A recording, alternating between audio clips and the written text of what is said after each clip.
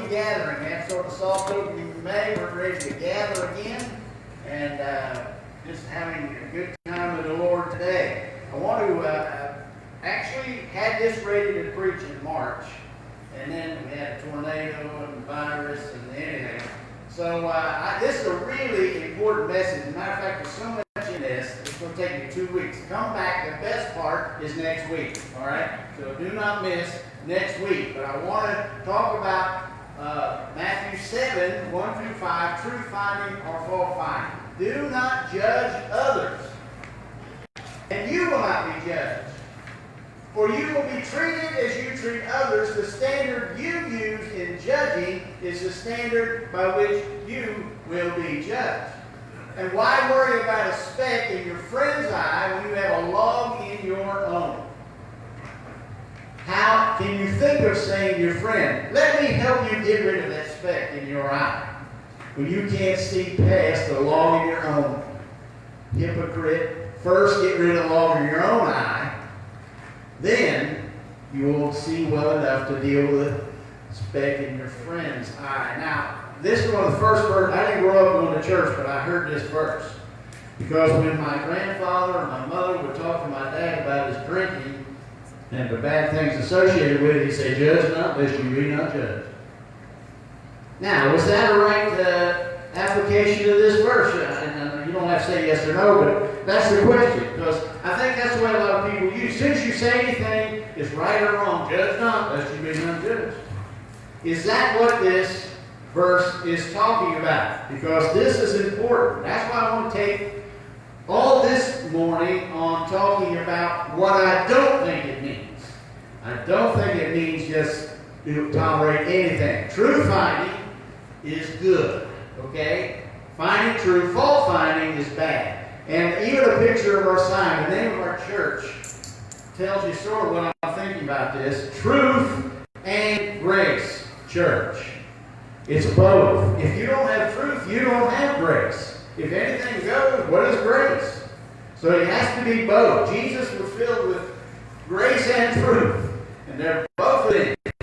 And that's what I believe this passage tells to us we need to understand is very, very important. 2016, the Oxford English Dictionary had their word. They had word of the year every year. The word 2016 was post-truth. What a word. Post-truth. To say what kind of age we're living in. And they defined it as this. It's an adjective defined as relating to or denoting circumstances in which objective facts are less influential in shaping public opinion than appeals to emotion and personal belief. Now, what they're saying is they said all of a sudden politicians are saying things everybody wants to hear. Politicians have always done it. And salesmen. And even some preachers. They say what people want to hear, what makes them feel good, and they call that post-truth. And there's some truth to that. Which is a good question. Is that statement true? Post-truth? People have always tried to manipulate people by making them feel good, and we live by emotion. But that is dangerous, living by our emotions. And that's what I want to talk about, that we need truth. This Harvard student told one Christian talk, he said, I can believe anything I want, so long as I don't claim it to be true. Which is ironic, since the motto of Harvard is Veritas, truth. I can say whatever I want, as long as I don't think it to be true, but that is so silly. Of course you're claiming, is that a true statement?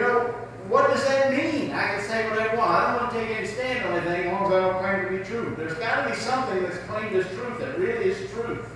And if we try to go post-truth, let me tell you this. Nobody really lives by that. I don't care what they say, they don't really live by it. There is no truth. Because they believe certain things. They just want to say yours are not true, or in the area of religion it doesn't matter, or morals or values. Let me look at this. This was a survey just taken recently. The question at the top is, what is the basis of truth? Where do we get what we know is true? Yes or no, right or wrong? And 42% of the people surveyed said God. Now, to me, that's the right answer. Just so you're wondering what I think it is, it's God. 72% of evangelicals say it's God. Now, that's what we would be called. We're the person who says, I believe that Jesus is the Son of God who died for my sins and rose again from the grave, and that I can be saved and have my sins forgiven and go to heaven because it is an evangelical. We, 72%, I wish that was 100. It should be. That believe that God is the basis of our truth. So what are the other answers? Scientific proof. I a little bit understand that because they say, well, you know, science shows us this is true about this, and I get a little bit of that. And here's one that's really sort of troubling. Inner certainty. 16% of this knows true. Which means they've been watching the movies. Because that's what you hear on the movies. Just do what you feel in your heart is right. The Bible says the heart is deceitful above all things. Did you know that your heart will lie to you and justify? Do you know what I believe? I believe Hitler believed he was right. In his heart, he had a certainty that it's right for me to kill all these people. I believe Stalin believed he thought he was right when he killed all the millions of his own people. I believe Mao Zedong thought he was right. Inner certainty don't get it because we lie to ourselves, we justify ourselves, we say to ourselves what makes us feel better. And that's a dangerous basis of truth, is inner certainty. It's got to be based on something outside of us. And I believe that outside is God. Tradition, I believe public agreement is a lot higher than that. I believe a lot of people get their truth from what everybody around them is saying. What is popular at the time, what everybody else is saying, oh yeah, that's what I believe too. Because we don't want to be different, we don't want to be oddball. And how dangerous is that? The public could go in a crazy direction and we don't. So all of these things, this is just concerning what is the basis of truth. If it's not God, then it can be anything. It can be what you say you believe is true, what I say is true, and that there really is the truth. So anyhow, I want to talk about today the truth part of truth finding or fault finding. Jesus is not saying, when he says judge not so that you won't be judged, he is not saying there's never any judgment about anything. What do you think about that supper? I'm not going to judge anything. Jesus is not saying that. We need to understand that, and I'm going to show that to you with these verses in just a minute. Also, I want to say the words judge not do not mean that we tolerate evil. That anything goes. Some people I believe they teach a Jesus that would just wink at everything. Everything, well, I beat my wife today, that's okay. I stole everything from somebody else and just left her broke, that's all right. I'm Jesus, I don't care. That is not Jesus. If you believe it's that kind of Jesus, you got the wrong one. Jesus is not saying we tolerate evil. What kind of God would that be? What kind of son of God would that be that anything goes? And don't let anybody use that verse on you thinking that's what it means. That's not what it's saying. Now let me show you what I'm talking about. We are to discern dogs and pigs. Now you're saying, what? Discern. I know the difference between a dog and a pig. Well, let's read the verse. Don't waste what is holy on people who are unholy. Now, this translation is trying to help us here. What Jesus said is don't give that which is holy to dogs. And all the Jewish people at that time knew that dogs and pigs were unclean animals. You don't give holy to the unclean. And there's mostly a wild dog, not Fido.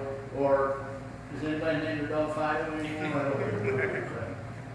But the wild dog and the pigs were unclean animals. Don't give holy. He's not really talking about dogs and pigs. He's talking to them. And so they're right to say two people are unholy. Don't throw your pearls to pigs. They will trample the pearls, then turn and attack you. If you've never tried to stand between a pig and his food, you know what I'm talking about.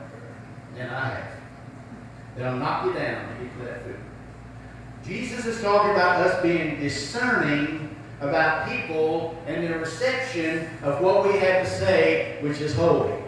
And you will find that you speak to some people and they have no interest at all except just get away from me with that religious stuff. And you know what you do? You back off. Jesus talked about in another place about a person of peace.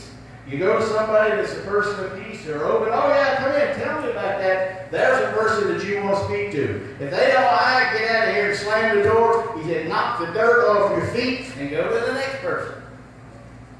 Now, this doesn't mean that we judge the people. It just means that we judge whether they're ready to listen or not. And when they're not ready to listen, you can still pray for them. You can still be nice to them. But back off. They're not ready for you to keep giving holy stuff, the word to them. We have to back off some and let God work in their heart. All right, so that verse, by the way, was verse 6. Right after the 5 verses I read, he said, now there's a judgment you got to be on whether these people are ready to listen or not. So he was talking about a judgment, a discerning, in the very next verse. All right? All right? We are to discern false prophets. Again, this is that same chapter, Matthew chapter 7. Right after, it's all in the same sermon, and right after he says, judge not, he says, beware of false prophets who come in disguise as harmless sheep, but are really vicious wolves. Again, he's not talking about sheep and wolves, he's talking about people. And they act like they're religious people who are people from God who want to teach you the truth, and they're really liars. Again, Jesus is not saying just listen to anybody who's teaching about God, they're all telling the truth. Well, that's nonsense, and that's not what Jesus is saying. He's saying the opposite. He's telling us to judge whether somebody's telling the truth or not. Don't trust everybody, is what he's saying. It is sad, and it makes me aggravated and frustrated that there are religious teachers out there who teach this their own teaching, who live in every kind of way. It's aggravating, but we need to be discerning and realize not everybody's teaching the truth. So again, there is a judgment that we have. All right, now God will judge. There is a time when right now, God is giving the invitation, the mercy to everybody, but there's a time of judgment coming. And a lot of times we don't want to hear this part about God. Let's read this again in that same message, the Sermon on the Mount. Not everyone who calls out to me, Lord, Lord, will enter the kingdom of heaven. What? Only those who actually do the will of my Father in heaven will enter. On judgment day, many will say to me, Lord, Lord, we prophesied in your name and cast out demons in your name and performed many miracles in your name. But I will reply, I never knew you. Get away from me, you who break God's laws. Now, that's not saying we judge who's going to heaven or not. That's saying God will judge. There is a judgment, so not all judgment is bad. Not all judgment is wrong. And it's very important that we make sure that we know that we are committed to Jesus Christ. Now, here's something I heard from somebody many years ago, and I forgot who said it, and I've said it here before, but there's false ideas of becoming a Christian. This is so important we understand this. Here's some false ideas. Salvation by heritage. What's that mean? That means, well, my parents were Christians, so I'm a Christian. Now, I think that used to be more prevalent in America, and that's finally falling by the wayside. I think this is one reason you see so many millennials now saying they're nuns, none of the above. I have no religious belief or principle. Because I believe used to people didn't have any, but they said, yeah, I'm Presbyterian, or I'm Baptist, or I'm Catholic, just because that's the way they were raised, but they didn't really believe it. Now they're being honest. I don't have any. Because you can't go to heaven to go what your parents did, or said, or believed. You're not. It's only by what the choice you make. Another false idea is salvation by sincerity. Well, if the person's sincere, why would they believe if they're sincere? Well, I like sincerity, but you can be sincerely wrong. Now, I don't know if anybody knows today, so I'm going to have to get, I wore my Rolex today. Did you see that? What's it say on there? It says Rolex. Now, let me tell you the story. A friend of mine visited India several years ago. He bought this and gave it to me and said, I got this Rolex for you. I said, well, where'd you get it? He said, I got it down the street, sold it to me. But he said it was genuine. And I believe it. I said, yeah, that's the real thing. That's a Rolex. He sincerely believed he was giving me a Rolex. Thank you, brother. Appreciate it. I took it to a Rolex dealer here in Nashville.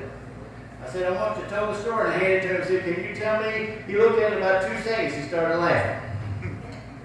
He said, this isn't even a good invitation.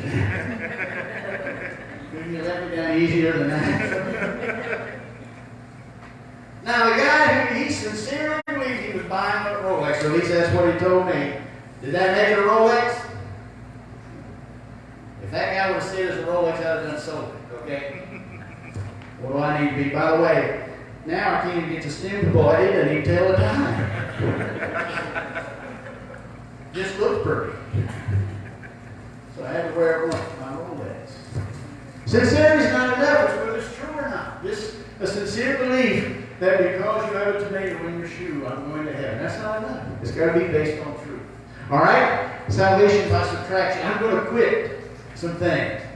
I'm going to quit that stealing I've been doing at work. I'm going to quit lying to everybody, and I'll be a Christian. Well, that's good. I'm glad you quit those things, but they don't make you a Christian. What about all that you've already done? I mean, we have to have forgiveness from Jesus. Let's say that you went to your banker and said, listen, I decided I'm never going to borrow any more money, ever again. So you know that $250,000 mortgage I've got? Let's just call it even. All right? Because I'm not going to borrow anymore. And see what your banker says. Of course he's not going to. You know, we got to subtract a few things is all right, but that's not going to get you to heaven either. That's not how you're saved and right with God. Or salvation by service. I'm going to do some good things. I'm going to help people. I'm going to give money to the church. I'm going to be nice to the preacher. You know, maybe that. Now, none of those things, they're all good, but that don't get you to heaven. It's not service that does it.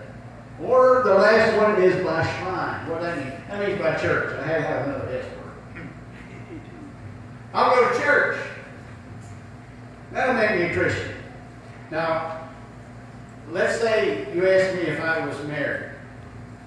And I said, oh yeah, I'm married because both my parents are married. Well, that doesn't make you married. Oh, it doesn't? Well, I quit dating any other girls, so I'm married. But that's still not enough to make you. Well, you know what else I did? I started being nice to Sandy. I rubbed her head. She loves that. Does that make me married? No, still not there.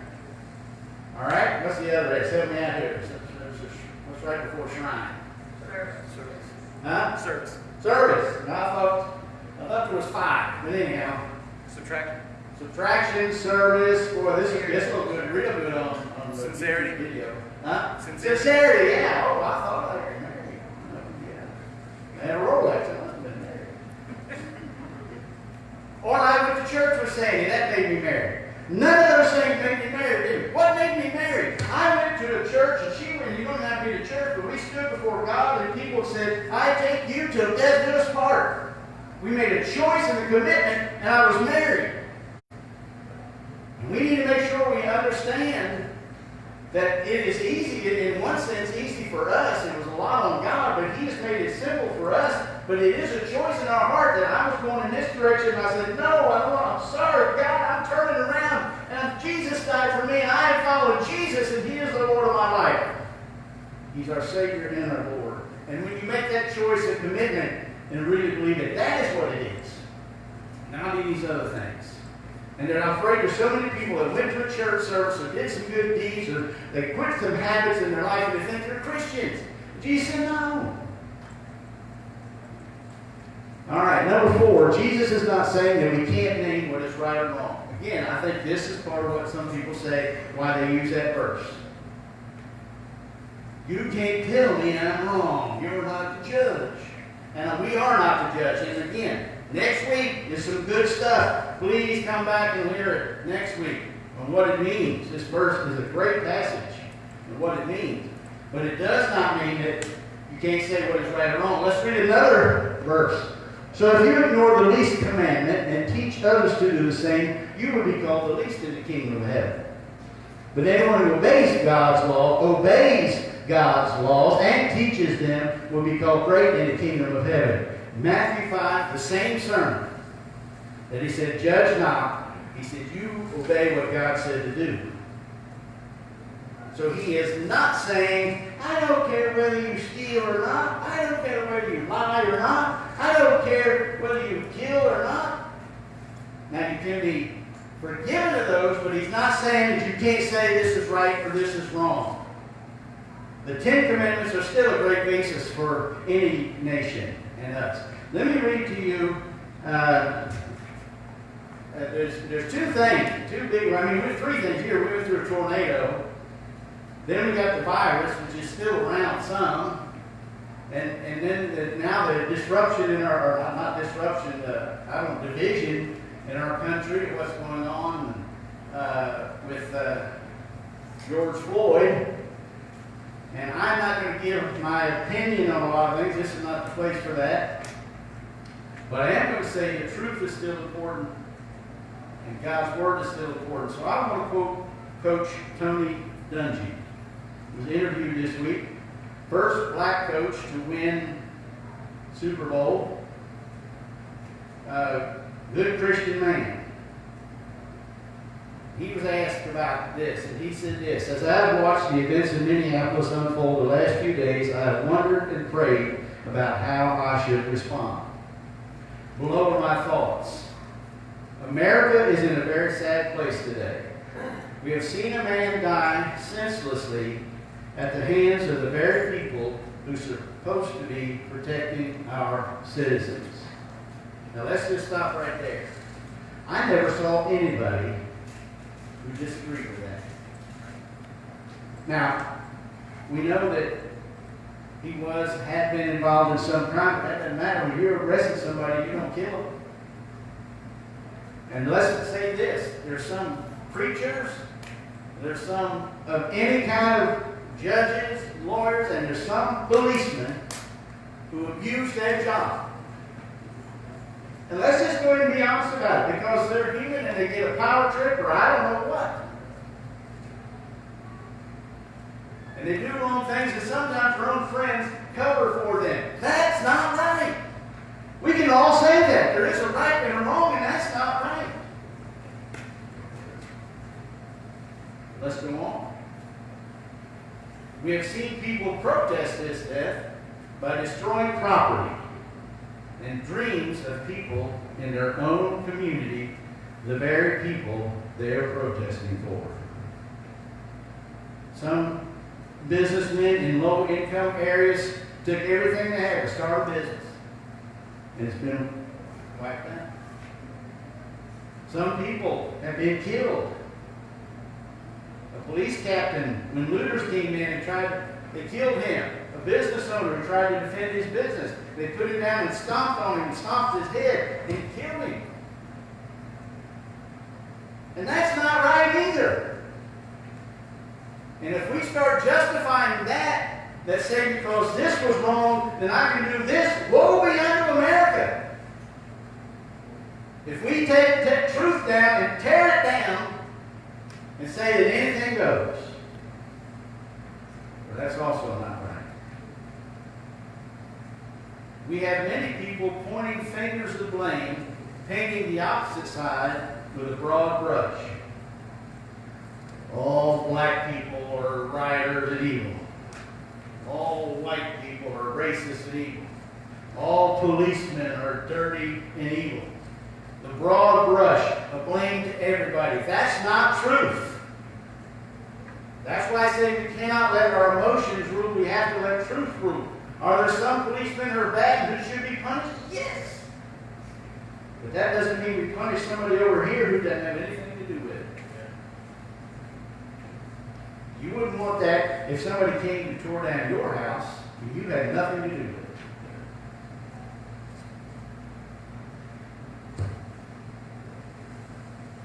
We have anger and bitterness winning out over logic and reason. Coach Tony Dungy. We have distrust and prejudice winning out over love and respect. What happened to George Floyd was inexcusable, and it should never happen. Justice needs to be served. But in seeking justice, we can't fall into the trap of prejudging every police officer we see. I read a post from my cousin in Maryland. His husband is a policeman. He works every day. He gets spit at, spit on, cussed all the time. stuff thrown at him, and they say, I hope your wife is dead when you get home. I hope you're dead. Is that right when that policeman had nothing to do with it? The judge in a broad brush, every policeman? That's the danger when our emotions get. We got to take and do the things we have to have justice done. But don't take it out on other people with the broad brush, as he said. Yes, there should be protests. But what started out as peaceful protests has evolved into arson and looting, and that should never happen either. Yes, there should be protests, but we do not have license to perform criminal acts because we're angry. Today we are a divided country. We are divided racially, politically, and socioeconomically. And Satan is laughing. And that's what I believe. I believe there's a conspiracy of the devil who takes what was, I believe, one of the greatest nations in history. He wants to tear it apart. We represented, we stood and sent more missionaries. We gave more money and help to other people in the world than any country. We gave in 1 year, usually America gives as much as the rest of the world combined. And Satan doesn't like it. And I believe there's conspiracy that we can't even see trying to tear us down. Dysfunction, mistrust, and hatred help his kingdom flourish. Well, what does he answer? It has to start with us who are Christians. We have to come to the forefront and demonstrate the qualities of the one we follow, Jesus Christ. We can't be silent, as Dr. King said many years ago. Injustice anywhere is a threat to justice everywhere. But we can't go forward with judgmental, bitter spirits. We need to be proactive, but to do it in the spirit of trying to help make things better. And it can't just be African American church. It has to be all churches. Taking a stand and saying we're going to be on the forefront of meaningful dialogue and change. We have to be willing to speak the truth in love, but we have to recognize we are not fighting against other people. We are fighting against Satan and his kingdom of spiritual darkness. In the words of the Apostle Paul, do not be overcome by evil, but overcome evil with good.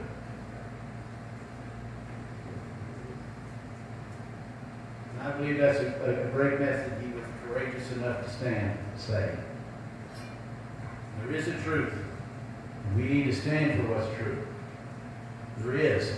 Let me say this, there are moral and spiritual truths, because there is a God. If there was not a God, and if there was not a truth, then these things. There would be no right or wrong. How could there be a right or wrong? You have your opinion, I have my opinion, this nation votes their opinion, but they may vote kill these other certain kind of people. That doesn't make it right because of a vote. It doesn't make it right because of plurality. It doesn't make it right because you saw it on TV. It makes it right or wrong because there is a God who knows all things and is perfectly just, and he sets the standard. If there is a God, then we have right and wrong. C.S. Lewis said this, my argument against God was the universe seems so cruel and unjust, and sometimes it does. But then he thought, how have I gotten the idea just and unjust? I don't even know what straight is unless I knew something crooked. I mean, I didn't know what crooked was unless I saw something straight. So I knew there must be a God who set the straight and the just. If there is no truth, then there is no blame or praise. How can you blame somebody? If there's no truth. How can you praise somebody? That's good. Who said? If there is no truth, there is no justice or fairness. But there is a God who says truth and will someday see justice done. And there is no desire to be a better person. Why? What do I prove to be what? If there is no truth. Jesus said to the people who believed in him, you are truly my disciples if you remain faithful to my teachings, and you will know the truth, and the truth will set you free. Let's bow our heads for prayer. Father, in all times we need you. And I think in a time like we've had over the last few months, we more are recognizing we need you. We ask you to help us to do what is right, to live by your truth. Give us the courage and the strength to do what is right, to understand what is right and what is true. When there's so much falseness out there, help us to discern and understand what is true. I pray that you will help all of our leaders to help us be healed as a nation. I pray your physical healing from this virus, for spiritual healing from this division, and that we will know what to do to go forward to make significant positive progress, to do the right steps. Give us leadership in our own lives to stand for the truth and be what you want us to be. And if there's anybody here or under the sound of this, when they watch this video, who is not a Christian or not sure, I pray that they would say, God, I ask you to forgive me. I turn my life around. I believe in Jesus, and I ask him to save me, and I will follow Jesus and live for him all my life, and to be saved and make that commitment. We pray these things in his name. Amen.